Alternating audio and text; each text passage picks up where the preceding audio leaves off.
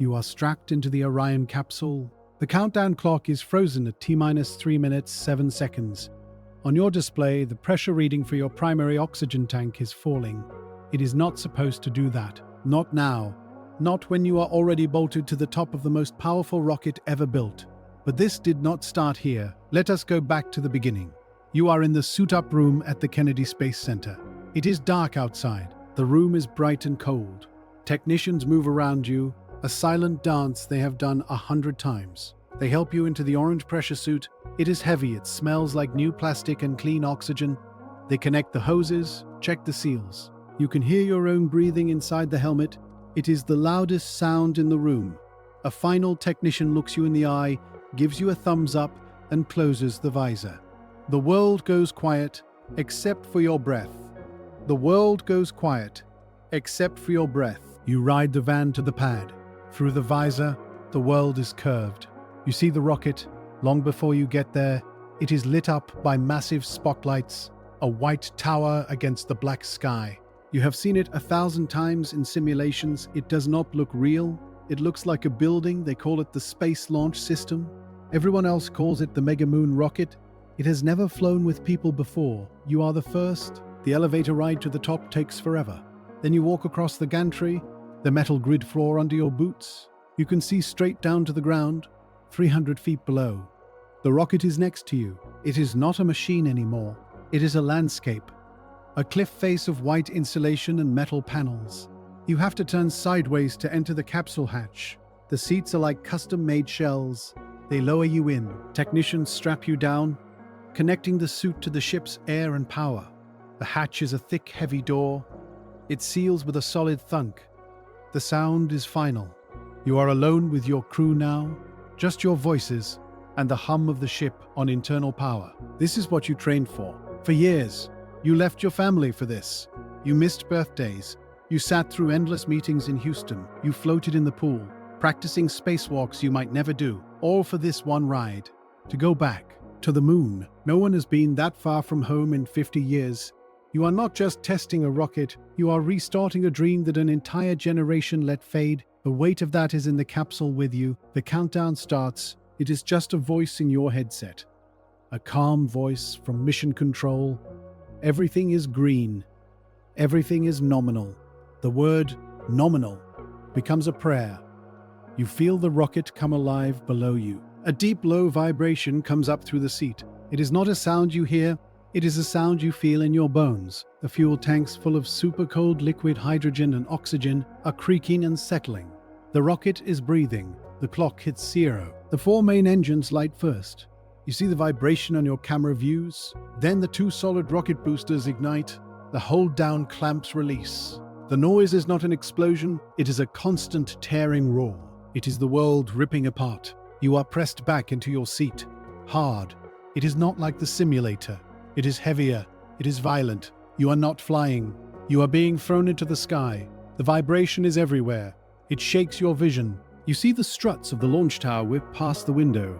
Then blue sky. Then clouds. 2 minutes in, the solid rocket boosters burn out. You feel them separate, 2 sharp bangs. The ride gets smoother, quieter, quieter. The main engines are still pushing. You are going faster now, much faster. The blue sky outside the window starts to darken. It turns to a deep purple, then black. The black of space, the main engines cut off. The sudden silence is a shock. You are weightless. The straps holding you down go slack. A pen floats past your face. You are in orbit. You look out the window. You see the curve of the Earth, the blue and white of it. The thin, fragile line of the atmosphere. You have seen the pictures. It is not the same. You are here. You made it. The next step is the translunar injection burn. A long push from the upper stage to break out of Earth orbit and point you toward the moon. It is a critical burn. You have one chance to get it right. The computers cycle through the checks. The engine relights. You feel the gentle push again. It lasts for minutes. Then it stops. You are on the path. You are coasting to the moon. You unstrap. You float in the capsule. It is roomier without the suits. You do your chores, check systems, talk to Houston, eat, try to sleep. The Earth gets smaller in the window. The moon gets bigger.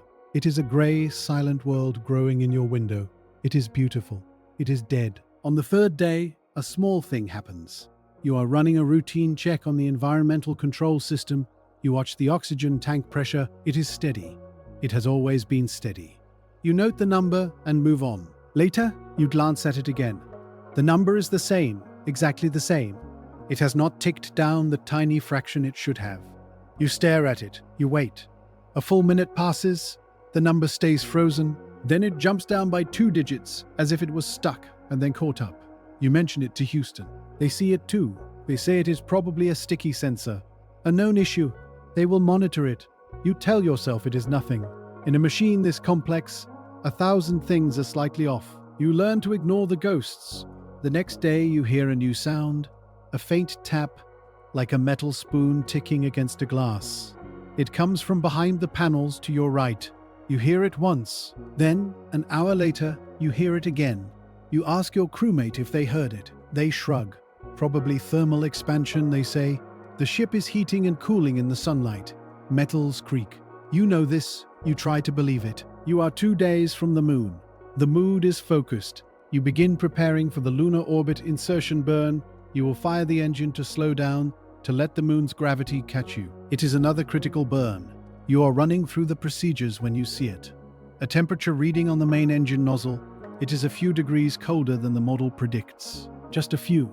The engine is in the shadow of the spacecraft, so it makes sense. But the model accounted for that. You pull up the data from the last few days. You plot the temperature. It is a slow, steady decline, not a jump, a creep. No alarm has sounded. The number is still in the green, but the trend is clear. Something is getting colder, faster than it should. You report it. Houston goes quiet for a long time. They come back. They have reviewed the data.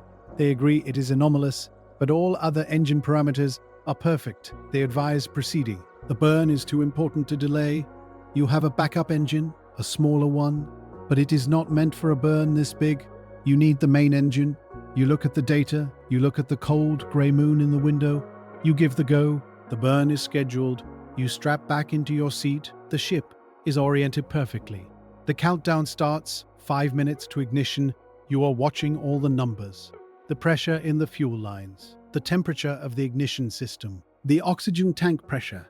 That is when you see it. The oxygen tank pressure for your suit, not the ship's tank. Your personal tank. The one you will use if you have to do a spacewalk, or if the cabin air fails. Its pressure is falling. Slowly, steadily. It is not being used. The valve is closed, but the number is dropping. You call it out. Houston confirms. They see the drop. They tell you to sit tight. They are checking. The clock for the main engine burn is still ticking. T-minus 3 minutes. You need to focus on the burn. But your eyes keep flicking to that number. 2,800 psi. 2,750. 2,700 and. The voice from Houston is calm, but the words are not. They tell you to stop the burn sequence. They tell you to close a specific isolation valve in the life support system. You reach for the switch panel. You flip the cover. You toggle the switch. The pressure drop slows. It does not stop. It is now 2,600. You have lost 200 pounds of pressure for no reason. The clock is frozen at T-minus 3 minutes, 7 seconds. The big burn to the moon is on hold. You are drifting. The ship is silent. All you can hear is the faint hum of fans and the sound of your own breathing. Now loud in your ears again. Houston is working the problem. But you are 4 days from Earth, 2 days from the moon. You are in a ship that is bleeding a gas you cannot see, from a hole you cannot find. Oxygen is not just air. It is cooling for your electronics. It is pressure for your water system. It is part of the chemistry that keeps you alive. You think of the sticky sensor from 2 days ago, the oxygen number that froze and then jumped. That was not a sensor. That was the leak starting, then sealing itself for a moment with a piece of ice or debris, then breaking open again. You think of the tapping sound, a tiny piece of metal shaken loose by the vibrations of launch, floating in the line, ticking against the wall. You remember the slow creep of the engine temperature, a small leak of supercold helium or oxygen venting into space near the engine, making it colder than it should be. All small things, all explainable, all separate. Now they are not separate. Houston's voice comes back. They have a plan. They want you to close every possible valve around that tank. To seal it off completely, you will use a different oxygen source. It is risky. If you close the wrong valve, you could shut down power to a critical system. You follow the instructions. Step by step. Your fingers are steady. The pressure drop finally completely stops. The tank is isolated. You have lost a quart of your emergency oxygen. But the leak is sealed. The immediate danger is over. But the mission is not. You are still here, in deep space, in a wounded ship. The main engine burn is still pending. That cold engine nozzle is still out there. Houston tells you they have run the numbers. They believe the main engine is safe to fire. But they have a new constraint. Because of the oxygen loss and other minor issues that now seem major, they will not let you go into lunar orbit. It is too risky. You will do the burn, but only to swing around the moon, to use its gravity, like a slingshot to turn you around and throw you back to Earth. You will see it. You will fly past it. But you will not stay. You will not land. The dream of stepping onto the surface for you is over. You look at your crew, you see it in their eyes too. All the years, all the training, all the time away from home.